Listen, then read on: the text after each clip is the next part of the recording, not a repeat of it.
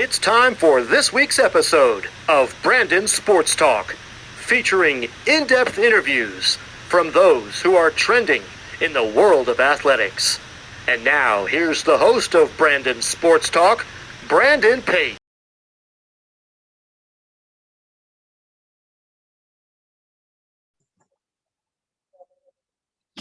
Welcome back to Brandon Sports Talk. In today's episode, I have the privilege to interview Sal Miliotto, who works with the Wichita Falls Warriors.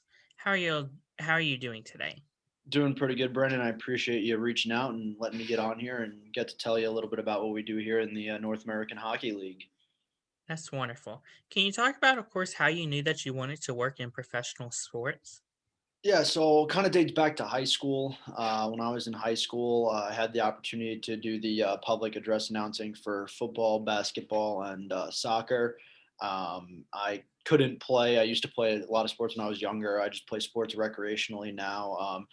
But when I was younger, I played organized football, baseball, and soccer. And once I knew I couldn't play at the level of school, I just figured, well, I might as well stick around it as much as I can. And that's what kind of wanted me to really in ninth grade is really when I started to kind of gear myself towards wanting to work in sports. What was your time like working as a sports director for a radio station? Yeah, so I had the opportunity up at college to do sports director for a year. I was assistant sports director for a year. My junior year, senior, I took over sports director at the radio station. And, essentially what I did for that was I just was in charge of running sports shows, running programming for it. As well as appointing new radio shows and telling people, who can call what games, when to sign up for what game. And then I, recorded all the liners, promos for the sports department that had went out on the radio station. And as well as that's where I got my start in announcing too, as the assistant the year prior. And then sports director really is where I got to do whatever I wanted because I was able to call the shots. Can you talk about, of course, your time being the play-by-play announcer? Yeah, so play-by-play, I started actually with women's basketball color commentary my junior year. That was my first gig on radio. I really enjoyed it. It was my first time being on the radio on a radio call. So I did that for the full season in the fall, winter. Then when the spring came around, the sports at school, they varied during the weekends. So it was always based on sign up when you were available as first come, first serve. So I was able to sign up a few times, do play by play for field hockey and women's lacrosse, which are two sports I had no really familiarity with. I actually reached out to my cousin who played at the time D1 D1 lacrosse at Notre Dame, just to kind of get the rules and stuff down. And then I took play by play from there. And when I became sports director, I was able to appoint myself to really whatever I wanted. So I did play by play for hockey, men's hockey, and the rest was kind of history from there. Can you talk about, of course, what were some of your famous catchphrases that you used during your play-by-play time? Famous catchphrases. I don't know. Like, I really didn't have any, but I did have a couple of uh, blurbs that I had just really during play by play, Brandon. It's hard to kind of just use one certain phrase. It's more of when something happens, it just kind of comes out, right? You just kind of say it while you're in the moment. So I remember I was in Geneseo and we were getting pounded like 7-0, and one of their players had walked up into the and right across the blue line, shot it and scored and knocked the water bottle off the net. And I remember there was an achievement on NHL 13 on the Xbox that was "Where's My Water?" And if you could have knocked the water bottle off the net, you got the achievement. And I remember the call vaguely. I think his name was like Matthew Doran, I want to say. And he walked up, he shot it, and the water bottle knocked off the back of the net. And I was like, Doran, and it's a "Where's My Water?" And it just kind of was one of those things that happened. And it was interesting too. What was the transition like from going from being a play-by-play and working in the radio station to now working in game day operations with the Wichita Fall? Yeah, play-by-play to game day ops, it's definitely different. There's a lot more prep that goes into, I think, the play-by-play aspect of things, just because you got to know the players and know much more stats. Game day ops, you just kind of get to have fun with it. You get to write the script throughout the week, so it's not fully all at one time. And then, when you go into the game, it's just pretty much managing the game, and once the game starts, it's underway, and you just kind of go with it from there and be the MC on the ice too. And it's different. There's definitely differences from it. Of course, when you're talking about writing the script, what do you mean when you mean writing the script of the game? Yeah, so the script is pretty much a huge Excel sheet that gets broken down by a timestamp, who's going to announce certain things, what games we're going to be doing. So it's essentially given to myself, the public address announcer, the camera crew, and the guy in the video room. So he knows what videos are being played where. When I tell him this way, if he misses something, he can look at it. I have it. We all know what's going on. Just kind of a nice way to all be coordinated together at the same time. Of course, when you're talking about writing down it, are there sometimes where like things don't go as planned and let's say there might be a goal that you thought there was going to be a goal, but then it didn't happen? Oh yeah, all the time. I mean, I've had multiple counts this year where, a fight will happen, right? Or something, then you got to play a different thing just based on the emotion of the game and kind of what's going on. So there's always things that are that are happening that you have to just be able to adjust rather quickly. But that's the name of the game. That's hockey. So, the script is just pretty much an outline to follow. The biggest thing on there is just getting the sponsors reads at their certain times, but everything else on the script is up for change during the game. What are some of your roles and responsibility as the game day operation? Yeah, so I mean, really, just my roles and responsibility throughout the week is just get anthem singers for Friday and Saturday's game when we usually play. Puck drop, we always have a ceremonial puck drop. Make sure the photographer is going to be at the game.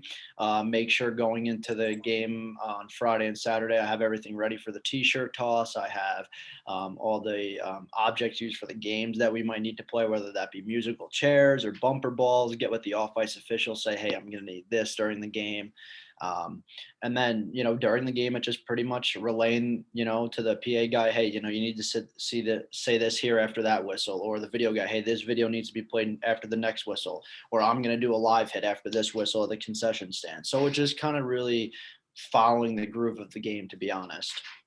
Of course, when it comes to who sings the national anthem, do you know beforehand and how do you prepare for the people that are coming into your stadium for it? Yeah, so we know beforehand.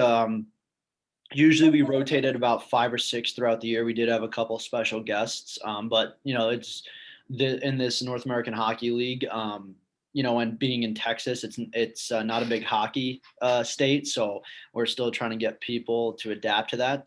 But we don't really do auditions or nothing like that. It just come on in, and usually it's people that have had backgrounds in singing, so we kind of have a good idea what they're going to be able to bring to the table. What is a typical game day like as the color commentator and then obviously as the game day producer?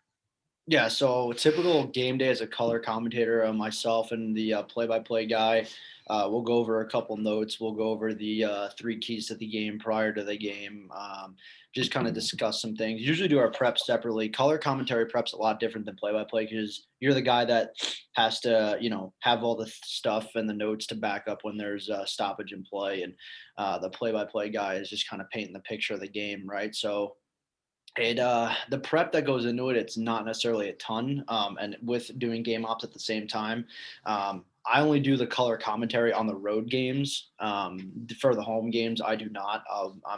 That's when I'm doing the on ice MC stuff. So it's really just for road games. But the prep, I mean, it's not intensive for that. And then for the game day ops, it's less because the prep takes it's 5 days or more to do. Because if we're home 2 weekends in a row, usually I'm out a week in advance of already what's being booked. So you're always working for the next week, but you have 5 days to do it. So it's not as intense prep, and the script takes about a day once everything comes together or less. Can you talk about, of course, your roles as the MC on Yeah. ice? I mean, MC is just, if you've ever been to a hockey game or a baseball game, it's the person who's down on the ice who's running the games, So I'm like, all right, fans, like it's time for chuck a puck, that kind of stuff. And just getting the crowd into the game as much as I can. There's nothing really more or less to it. It's just being the guy that's keeps the crowd into it and, runs the games, and the guy that's down there and during the intermissions. What is something that you learn now that you didn't know before working in professional hockey? Well, I definitely think that the grind of the daily grind, especially here in the off season now. So our season's not going to start back up till September, and now it's getting into the sales departments and all that kind of stuff. And I never would have thought, I'd be selling season tickets or sponsorships. If you would ask me a year ago, I would have said no. You'd be crazy. I'd just be doing radio stuff. But the position that I'm in, I'm thankful for it. I'm very grateful to be here in this organization. A lot of good people here and around this league. So, it's just about being prepared and being ready week in and week out. Of course, as you said that you also sell tickets, what is it like to also have multiple hats in, of course, the league as itself and the team? Yeah, I mean, having multiple hats is just a part of this league. It's the North American Hockey League, which is, if you're not familiar, it's junior hockey. So there's not a lot of people that are staffed on each team. So every employee that's here has a couple different jobs, but it's good to have that. You learn more, and it's also good to have that when you have two other people here that I work with that can do the same thing, and we can bounce well off each other, and it suits itself.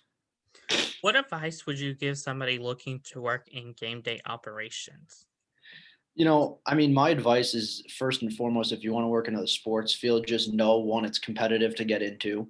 But then once you're in it, the door opens up. There's plenty of people that have reached out to me that I've never would have thought I would have spoken to before, or people that have been able to help me to get where I am that I never would have thought would have been able to been done.